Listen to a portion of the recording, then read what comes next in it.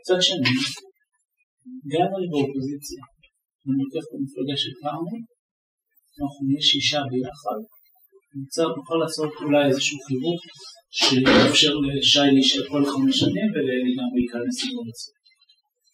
איך? שמישהו מהמפלגה של כרמל יתפטר. ומישהו רוצה להתפטר? מי? בוא נגיד הרבה יותר פשוט.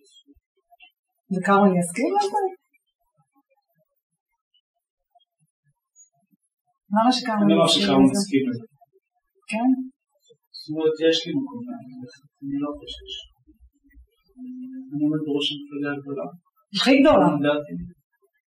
בחזית של הכל, כרמל נעלם ונותן לי רוח גבית, אבל אני נהנה, זה שאנשים יחסית... זה אחלה רוח גבית, אחלה רוח גבית. יחסית אנשים שי מקבל מה שהוא רוצה, אלי מקבל מה שהוא רוצה, ואני... לך על זה.